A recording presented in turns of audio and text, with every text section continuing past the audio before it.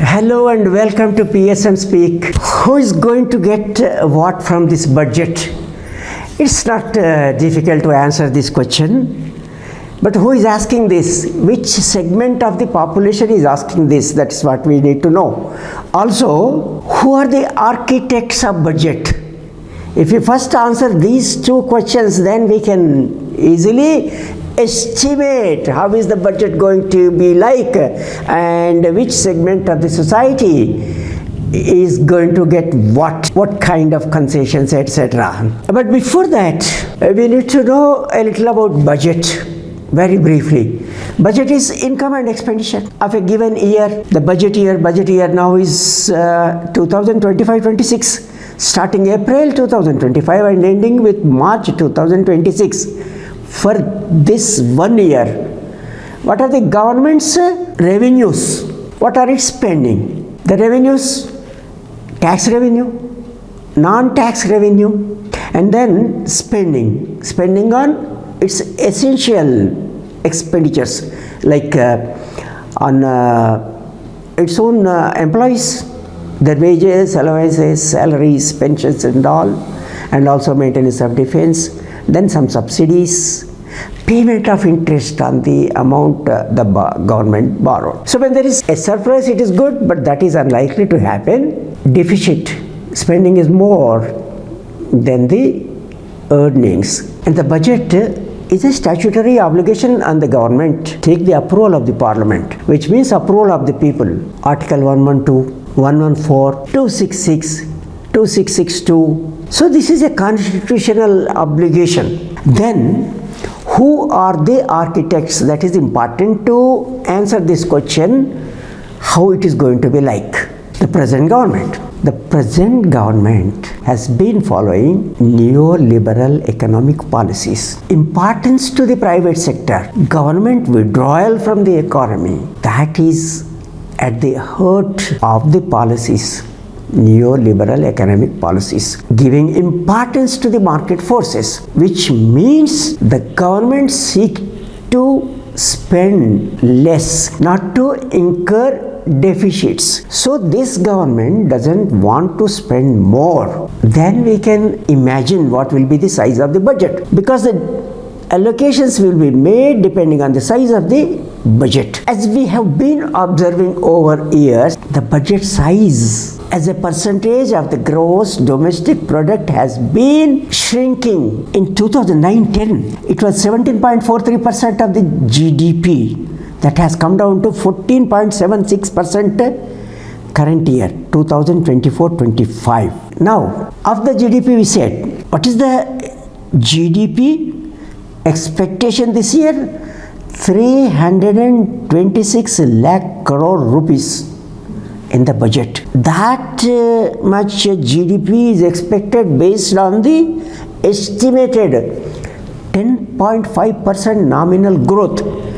But that didn't happen. The growth was only 9.7%.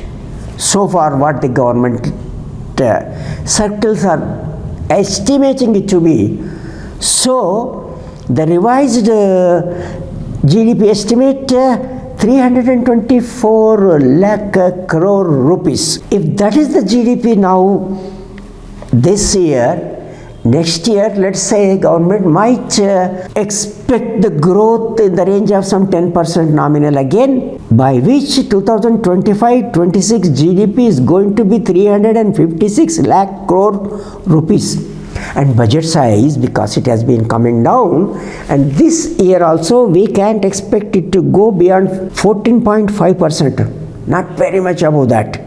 So, limiting that to be 14.5%, the size of the budget this year is going to be 51.62 lakh crore. So we could estimate what is the size of the budget is going to be in 2025-26, which is 7% hike over 48.20 lakh crore current year, 2024-25. 7% net of the inflation.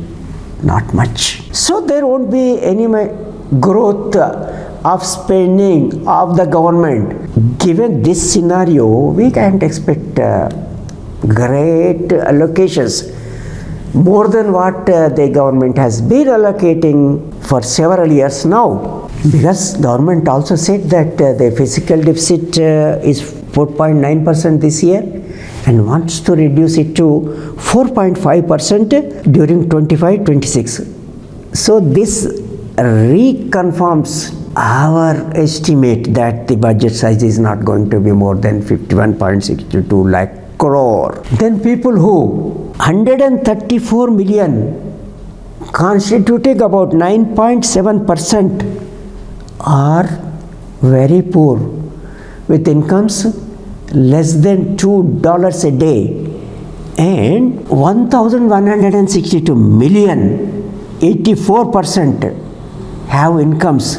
These two are poor because the income per day ranges between $2 and $10, which means 93.7% are not rich, very poor and low income people. So if anything to be done, should be done to benefit these segments of population. But is government doing that? The rich are becoming richer as the Gini coefficient unmistakably shows. It was 0.410 in 2023 against 0.371 in 1955. Which means the disparities have increased more than 1950s in 2020-23, and the number of billionaires increasing. The Forbes list says there was only one billionaire in 1991 in India, $1 billion worth. By billionaire I am telling. And 2011. By 2011, the one number has come to 52. And by 2022, the number of billionaires is 162. So their number is increasing. Then, tax concessions. Recent reportage based on the government's income tax department's estimates show that from 2019 onwards, 3 lakh crore worth tax concessions were garnered by the rich top corporates, and the revenue foregone by the government from 2012-13 was 8 lakh crore. But the people with low incomes, less than 10 lakh rupees a year, tax concessions, but that were not given. That 50,000 or 1 lakh this segment saves is not very big to the government. So there is no wrong in their demanding that income tax bracket threshold should be increased beyond 10 lakh rupees, because what people with less than 10 lakh rupees gave to the government was just 6.22% of the government revenue, tax revenue, whereas people with rupees 50 lakh provided 76%. Government might say that the filing of returns has increased, more people are paying income tax. True, 8.09 crore people have filed income tax returns in 2023-24 against 6.48 crore in 2020. But what is conveniently forgotten is out of 8.09 crore, 4.9 crore returns were nil returns. That means unnecessary burden not only on the poor people filing the returns, but the employees of the income tax department. So what is wrong if they exclude people with incomes below 10 lakh rupees? And also the lower middle classes and middle classes aspire, the employees class, when they deposit their savings during their retired life in the banks, even the bank fixed deposit interest also taxed. Why can't government exclude this? Then coming to which segment? Already we have seen the rich getting benefit. Now they have a wish list.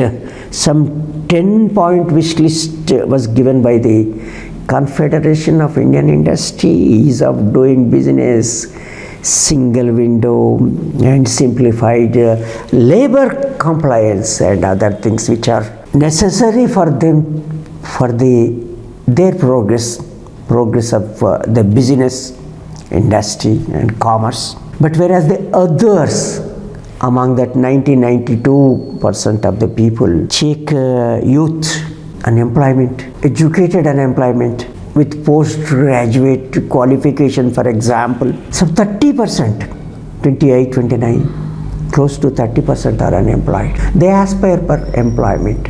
The government might say that the employment generation is observable, but where do we see the employment generation? Gig workers job, informal sector. More than 90% of the employment is in the informal sector. Now let us turn to the farmers.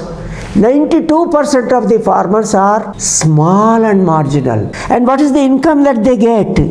Monthly family income of farmer is 10,695 rupees. Of this crop income from the crops, agriculture is 5,298 rupees.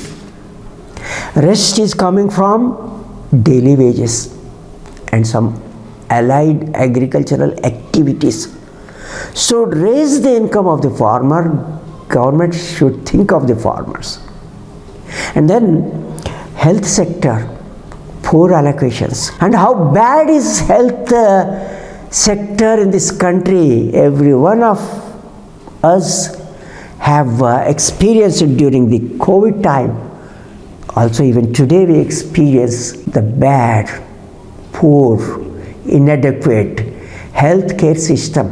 And the approach, health insurance approach, benefiting the corporates, not the people. Something should be done about this to strengthen the health infrastructure. So is education, neglected area. And let's hope government will halt and think at this. Why even in the area of giving more concession to the people with low incomes, they could look at the decreasing consumption. The falling consumption, falling demand is not good even to the private sector, the production of goods and services. So it is in the interest of the industry, economy as a whole, and doesn't go contrary to the government's principles of trickle-down theory and growth-first theories, that the consumption level should go up, for which there should be more disposable income with the people to demand more.